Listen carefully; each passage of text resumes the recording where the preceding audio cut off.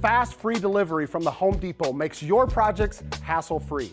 Forget something you need? Visit HomeDepot.com or the Home Depot app for free delivery on millions of products, including same-day and next-day options. Get delivery at the speed you need, only at the Home Depot. How doers get more done.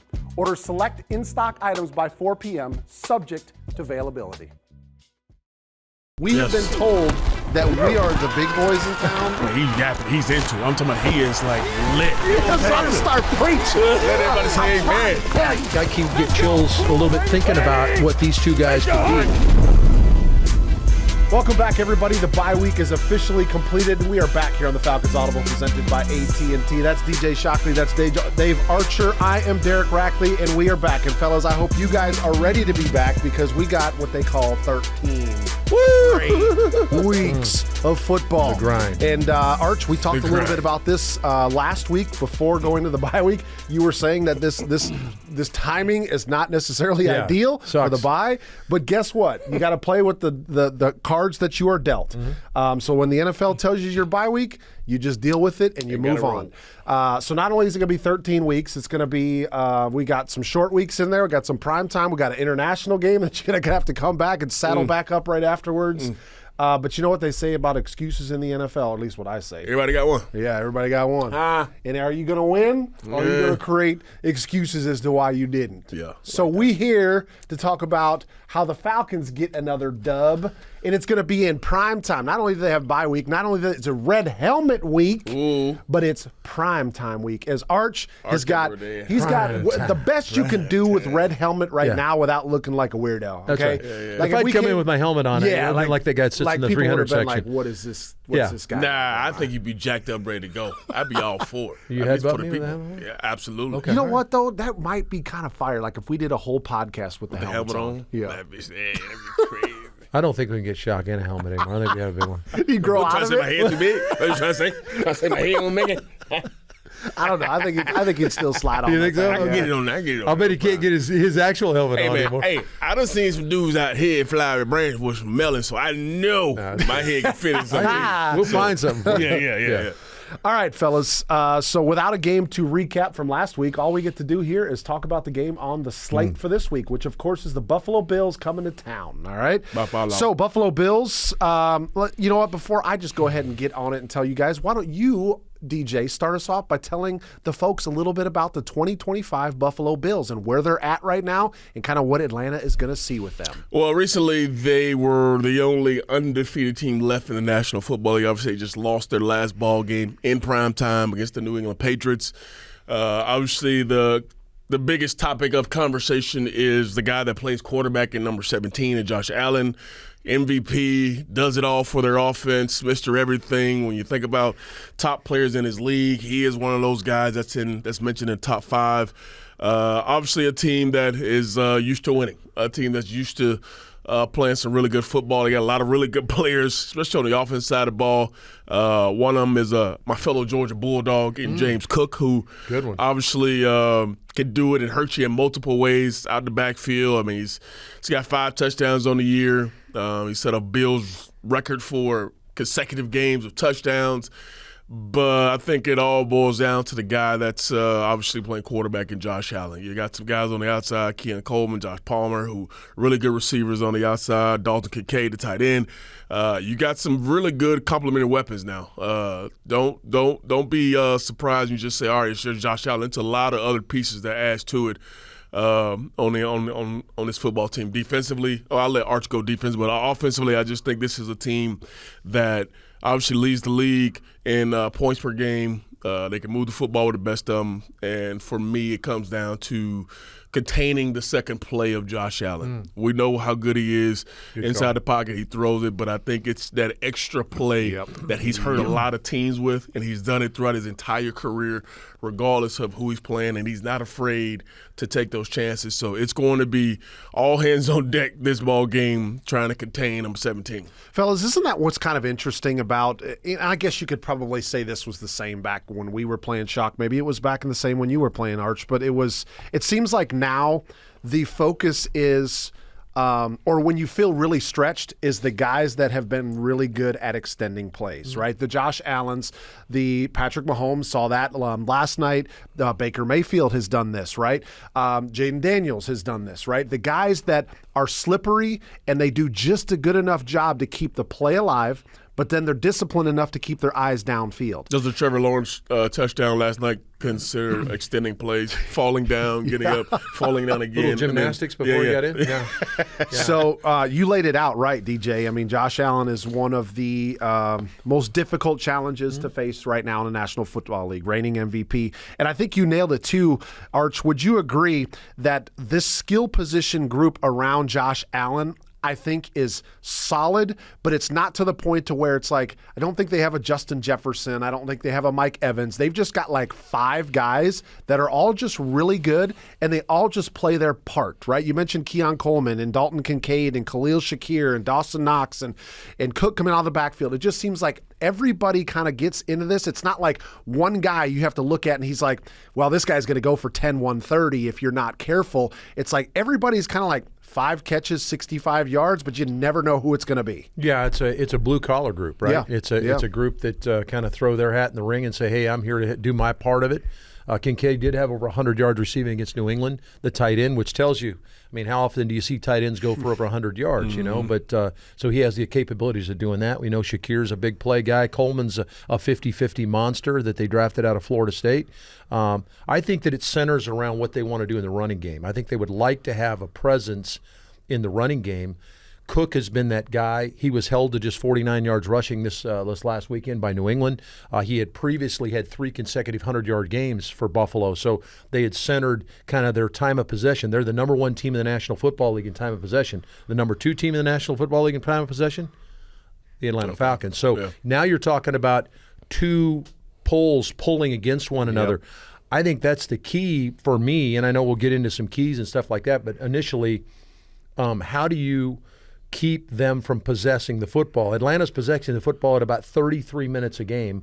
Buffalo's at like 34 minutes a game. Yeah. So both teams can hold on to the football, convert on third down, kind of grind you down as you get into the fourth quarter. I think that's part of what they do. Their quarterback is a big part of that grind mill, if you will, at 6'5", 340 pounds or 240 pounds. But I'm not talking about Jerry Lorenzen. That's now. what I was thinking about. Almost with Battleship Lorenzen. Right? But when you begin to think about what they do from a run game standpoint, just staying with their offensive side of the ball here for a few minutes, he is looking – it's a different kind of run game. And I agree with you in his ability to buy time. We saw it against New England where he'd float behind in the pocket. He's not looking to take off. He's looking for those deep crossing routes and hit guys on. But when you rush 4 at him, he is looking to run out of that look. If you drop into zone or man, doesn't matter, and you just rush 4, that's a run opportunity for him that he's thinking of it as part of their run game. Yeah. So Cook is the runner, and they'll mix in some other guys, but Cook's their main runner. But he's that secondary guy that if you just rush 4 and you drop off, he's going to take off. Mm-hmm. And it's actually almost like a called run for him, even though it's not. You're not saying, hey, QB run here or QB draw.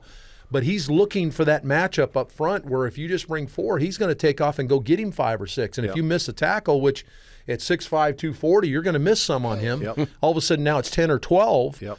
And then you look up and they've had the ball for 8 minutes. And that's the battle you're fighting with them is their ability to possess the football. And he's a big part of that, just grabbing that 5 or 6 yards that he can grab if it's one of those 4-man pass rushes. That's something that I'll be looking at pretty heavily is how do you keep him from doing that secondary piece that Shock's talking about, even though it's almost kind of a primary piece to what they want to do in the passing game. Yeah, and I think one thing you could look at Buffalo and say, and give them a lot of credit for how they've constructed this roster, there's a reason why they continue to go deep in the postseason, is they've invested assets in front of Josh Allen. You look at their offensive line, and they've got some dudes up front that are playing at a really high level, some big boys up there, and they've realized that keeping Josh Allen clean and upright is going to give them one one of their best avenues to success when you have got somebody that's as talented as him.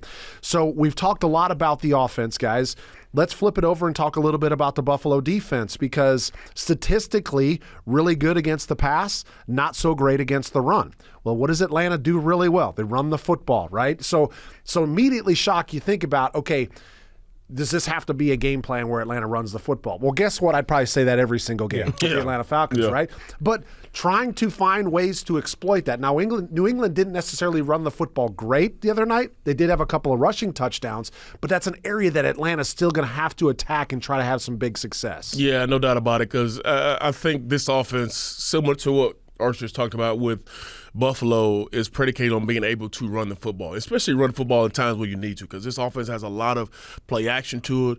Love to move Michael around a little bit, use the play action stretch zone. So you have to be able to run the football to keep that defense honest in those situations when you're thinking about going play action. So run the football is a big part of what the Falcons want to do. Yeah, they're going to be a part of it. Greg Rousseau on the outside is a problem. He is a guy that can do a lot of different things on the outside when it comes to rushing the passer. He's really good in the run game as well. It's going to be interesting how, you're talking about how you strategize versus certain guys. Here's one guy that, you got to make sure you know where he's at, because he can wreak havoc. Shaq Thompson, we've seen him his time in Carolina. Bernard's another linebacker that are downhill. They're athletic. They get after you. This is a defense that's got 13 sacks, 8 forced fumbles, and 26 tackles for loss coming into this ball game. Mm-hmm. So it tells you they play on the other side of the line of scrimmage, and they're about getting the football out. And it's going to be imperative, like we mentioned, that we're able to run the football, but able to sustain those drives and be really good. They held the Patriots to 3 of 9 on third down. That's winning football for them. They're getting off the field and more possessions for their offense to put more pressure on you. So, yeah, this defense is one that's, haven't been up to par when it comes to stopping the run, but this still is a really good defense that wants to get after you and get the ball back to their offense. Arch, he talked about the defense, like, taking the football away, and that was one thing that kind of stuck out to me in the game the other night with Buffalo, is uncharacteristically coughed the football up a couple of times. And I think if you watch the game, I think you saw that was kind of a turning point that I think gave New England a little bit more confidence. But if you look at all the stats from the game, you're going to see that Buffalo basically won every stat category except the turnover margin. And we talk about it all the time, how important turnovers are in the National Football League. But it was like Buffalo threw for more, they ran for more, they had better third down conversions, but they ended up losing the game, right? So it's like sometimes it goes back to some of the most elementary things, Arch, is can Atlanta end up winning the turnover margin? Can they limit it? Can they protect it on offense? And can they find a way to steal possessions away like the Patriots did? Yeah, Buffalo had come went into the game against New England to turn the ball over one time. They turned it over 3 times in the New England game, lost that battle 3-1. Now, Buffalo hasn't taken the ball away a great deal either. They only have 5 takeaways on the year. That's something they've kind of prided themselves on, is stealing the ball from you. Shock was talking about. Their time of possession was up in that 34-minute range, so it kind of reflects what you're talking about. They controlled the football game, just didn't take care of those little things like securing the football and then cashing in their opportunities in the red zone. When you look at Buffalo from a defensive side standpoint, some of the things that have hampered them, and whenever you see a team that's really good against the pass, usually they're not very good against the run because people aren't throwing the ball on them; they're running, and that's what's happened in New England since the weekend, or happened to the Buffalo since the opening weekend. Ed Oliver, one of their main guys in the interior, who had such a good game against Baltimore in that opening day game, had an ankle injury, and he has not played. There's a chance that Oliver will play in the game Monday night. He was questionable to play last weekend. They held him out, so he will be a guy that probably is back in the lineup. They've got some name-brand guys. Matt Milano at the linebacker spot is banged up. Looks like he's got a pec injury, may not go. So they've got some question marks about their defense from a personnel standpoint that I think has affected some of the numbers a little bit. This is normally a pretty stout and pretty good defense. So it'll be interesting to see what they do there. They're kind of down to their third corner on the outside as well, with some guys banged up. So that's what happens in this league. Hey, you got to play with who you got. But I do think it's going to come back to can you be efficient? Even though the numbers were skewed towards Buffalo, if you look at Drake May's game, he was very efficient throwing the football. I think that's something that, Penix is going to have to do in this game, is get some first downs on second down. You know, you talked about 3 for 9 on third down. Find yourselves in more manageable situations where maybe fourth down is an option. You know, that'll lend itself to more time of possession. And that's something both these teams have done well, is keep themselves in manageable situations where the coaches say, yeah, let's go for that on fourth down. Or, hey, we're close enough to where we have a mix of run and pass on third down. Really going to be interesting to see the kind of the chess game that the two coaching staffs play, because I think these teams are similar in the way they want to play. Yep. Arch, give a little context. Drake made 22 of 30. That's 73%, 273 yards. He had no touchdowns, but he also had no interceptions, right? So that's important when you're playing against Buffalo and playing in prime time, is how well can your quarterback protect the football? Do you not give it away? And that's what Drake May did. And I think that's part of the reason why people are saying that things are kind of shaping up a little bit for the Patriots, because of the way that their quarterback is playing, much like for the Atlanta Falcons. Now, I'm going to give you guys a scenario here, and I'm going to go first to give you guys a little bit of time to think about it, because I think I went a little bit off script here. But I'm talking about a matchup, okay? So a player against a player, or a position group against a position group, or a position group against a player, or whatever you guys want to do it, that you think is going to be really important in this game, all right? And I'm going to start because I threw this out and give you guys a little bit more time to think. But I'm going to go with Divine Diablo and Caden Ellis and how they're able to defend Josh Allen if he's extending plays, or, to your point, Arch, if he decides to tuck it down and run with it.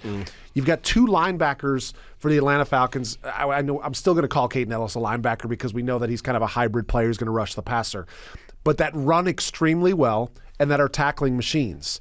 And they're going to have to bring their lunch pail, as you mentioned, because Josh Allen, as a quarterback, he breaks a lot of tackles, right? Yeah. If you come at him with an arm, he's going to run through it. He's not necessarily the guy that's looking to slide down or dive down. He realizes that he's got an advantage sometimes. But those two guys, I think, are going to be important so Josh Allen doesn't control the pace of the game offensively. Yeah. Much like I think Atlanta needs to control the pace of the game on offense, Josh Allen can do that with the decisions that he makes. But if Divine Diablo, Caden Ellis, those guys can, whether or not Jeff Ulbrich decides to do any spying or, putting a linebacker and kind of keeping their eye on Josh Allen all the time, I don't know. But I think those two guys could have a really big impact on whether or not they kind of keep him caged up. Rack, let me throw this back at you.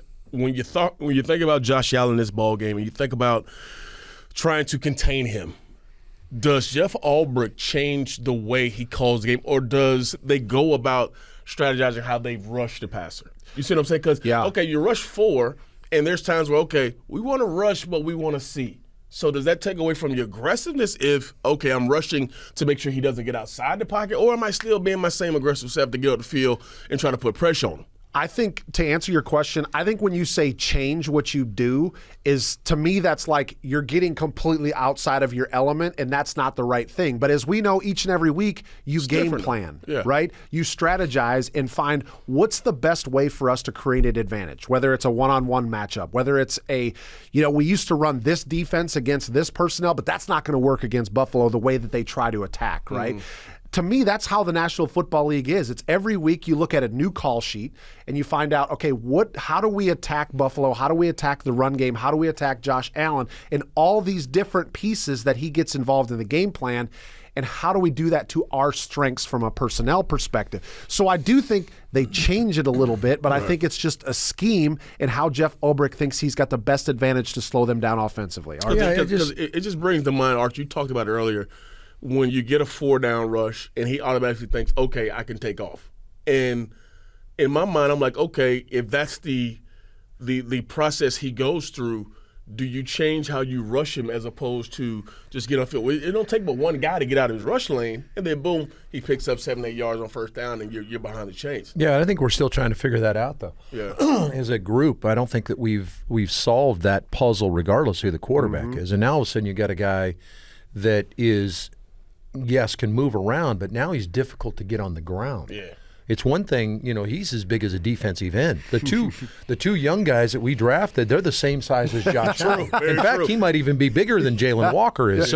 So when they come in, they better bring all their pads and everything they've got to put him on the ground, because he's going to shrug guys off, and then all of a sudden it's a problem. Yep. So that's an issue. I think that Ulbrich is going to – I think he has to switch it up. I think you're exactly right. I think there's going to be some 4-man rush. I think Atlanta has kind of settled into where they want to play a little bit of man coverage and come with more than you can block sometime. Maybe the 5-man rush, man everybody up front, where you jump down into kind of a bear look in the middle and you flip Caden Ellis to the outside, and now 5 are coming. And now it is paramount that Divine Diablo, you talked about, is patrolling the middle. From a matchup standpoint for me, I'll flip it over then. That's obviously maybe one of the main ones. I think you're right on, Rack. What does Sean McDermott do with the Bijan Robinson factor, the matrix factor? Okay, how do you play him because of what Zach has done from a design standpoint to put Algier in the backfield, and now all of a sudden he's not the featured runner, he's now one of your featured receivers. How are you handling that? Are you manning him up? Terrell Bernard is not going to be able to man. I love the linebacker out of Baylor, great player. He's not going to be able to run with Bijan Robinson. So how are you going to do that? And then do you concentrate so much on trying to take number 7 away? Oh, by the way, number 5 is a problem. Number 8's a problem. So they've got some real work to do, Buffalo, up there this week in trying to, what are we going to do with stack looks? Because when I look at them on tape, they used to kind of be an umbrella coverage. They're playing a lot of single high stuff. Well, we just saw a single high group, and you shredded them. Okay, so what are we going to do with that? You know, as far as how do we take care of these matchups? How do we switch things off? Because Washington tried to do that, and it didn't work. So are you going to go back to if you go back to the umbrella, now all of a sudden here comes the bowling ball of razor blades and the matrix at you. So what are you going to do there? So I think there's a real problem. Yes, we got a problem with trying to figure out what we're going to do with Josh Allen and James Cook. I think those are the 2 featured guys. They've got a problem in Buffalo this week trying to get ready for this group. Yeah, I mean, Shock, you got to know that they're going to put on the tape and they're going to watch Bijan making people miss in every which way and form, right? Whether it's in the passing game, whether it's in the run game, whether it's an open field, whether it's between the tackles and it looks like they've got him and he slips out, right? So it's one of those deals where not only was it good for Atlanta to get a win against Washington, but there was a lot of tape out there from that game to where they're like, all right, we're going to have our hands full. I want to make sure you have your chance to give what your matchup is. What are you looking at that's going to be kind of really interesting to pay attention to? I love both of you guys' matchups, and I think it's going to be huge in the ball game. And ultimately, when we come back next week, probably be talking about both of those scenarios we're talking about. The other part is what we, kind of similar already discussed about, the Bills and their tight ends, Billy Bowman. We know how good he has been for us over the first few weeks. Now you got another premier tight end in Kincaid averaging, 14 yards of reception. And as quarterbacks, we know that tight end is usually somewhere in your eyesight. You start to move, or he's probably going to be in your first or second in your progression. Can Billy have a day against their tight end that takes away one of those things that we talked about? Okay, you got James Cook out here, you got Josh. Can you not have him have 3 things that can go? And if he can do that, I think we got a good chance. But it's going to be fun to see Billy have another opportunity to go against another, big-time player like a Kincaid in this ballgame, who is obviously one of Josh Allen's, kind of safety valves, if you want to say, for him. Would you say that this is a step-up Shock? I mean, he saw Hawkinson in week 2, but Hawkinson maybe not necessarily athletically what Kincaid is. Kincaid seems to have a little bit more shake to him a little bit to a certain extent. You didn't see Otten in week 1, so maybe the most difficult matchup he's seen so far, maybe? I think it's probably the most difficult because of the guy who can give him the football. You think about J.J. McCarthy in that game. Obviously, he was coming off a big game previously, but he was still trying to find his way within that offense. And we put enough pressure on him that, he was under duress. Forced him to, have some issues. So I think absolutely because of who he is, for one, and you talk about his ability, but also how creative that guy is, number 17, to try to get him the football and put them in positions to go win. And I think they will draw some things up where they want to match that up and try to go get him the football. Tell me how many times you guys see Allen throw the ball on time. That's he's a very off-schedule quarterback, right? It's what you were talking about, his ability, and you were talking about that second piece of the play. It almost feels like that if you can keep him in that mode where it's a second, he's got to hold it, then maybe it is one of those kind of deals like you got in Minnesota where you can get after him a little bit more. Now you got to get him on the ground. We talked about how difficult it is to get on the ground. But he does seem to be like that secondary throw guy where he moves in the pocket. Now I got that shot at that over route. Yeah. I don't know. It seems like the speed out, boom, the ball comes out. You just don't see that as much. Yeah. It seems like he holds the football. I saw that a lot too when I was watching Mahomes the other night, dude. It's like most of his biggest completions come out when he starts scrambling, and it either it's just an extension or his receivers turn into scramble drill and somebody's wide open. I mean, he ended up making that one throw the other night, jumping up in the air, and I was just like, what was that? But that's vintage Mahomes, right? I mean, it's a great example of, like Arch mentioned earlier, when you rush 4 and you have a guy like that, you could literally watch him in the pocket and he bounce, and he's looking for that smaller avenue to escape. And then it's like, okay, now the play begins. Now I'm looking to throw the football down the field. And to be honest, they can use their legs to run, but they want that shot down the field. They want to throw it. So it's going to be interesting to see how we go about trying to play these guys, especially within the pocket and when a guy doesn't want to be on schedule. Well, to your point, too, about the workman-like kind of put your hard hat on, just do your job, it seems like they understand that piece. I think there's a synergy among Shakir and Kincaid. Hey, my guy's going to buy time, so I'm going to get to a dead spot somewhere to give him somewhere to throw it. Absolutely. All right, I'm throwing up the threes here. Okay, you know what the threes are? Is not for a field goal, right? We're not talking about having field goals. This is our game that we need to get some music like a all right? So here's our 3 words, okay? What do the Atlanta Falcons need to do to beat the Buffalo Bills in 3 words? Okay, I made one up the other night. But the emphasis is on 3 words, and they were telling me regular English vernacular words. Yeah. Okay. Go back to the dictionary so, now. what do the Atlanta Falcons need to do to beat the Buffalo Bills in 3 words, Chuck? Ooh, I'm going to use the same word you're using. 6, not 3. Okay. All right. This is a game where you got to score. You like that? Oh, I got love on that one. He said 6, not 3. You know what? 6, what was, not I had 3. to think about it for a second. Yeah. That'd be the one right there. I don't even know if I need to explain it. But, I think it's a game where obviously we know their ability to score points. We can't be in they score a touchdown, we go down and get a field goal. It has to be touchdowns in the red zone to even more put pressure on their offense to come back and respond, but even for us to have that confidence. So I like 6, not 3. I love that. That's awesome. That is way to go, Sean. Hey, that might be your best one ever. Like it. He loves it. He loves that. That Might be your best one. Go ahead, man. Sit down. You don't even need. You can relax now. You nailed it. Art, look at him. Art, you on the hot seat now. Okay, you got to follow that. All right. So that one's tough to top. I'm going to go limit Allen effect. Ooh. Okay, and there's multiple ways to do that. One too. Limiting the Allen effect would be, okay, I can do that with my offense. Yeah. We talked about what we need to do defensively. Got to tackle well. Got to get him on the ground. Make sure he can't find those little creases to go get 8, 15, whatever he does from a rush game standpoint. But we can do that with the offense too. If we limit how much he's on the field, remember, I don't know if you remember the interview that McDermott does coming off the field against New England. He talked about we got to get in a rhythm. We're not in a rhythm on offense. How do you affect the rhythm offensively? Don't let him be on the field.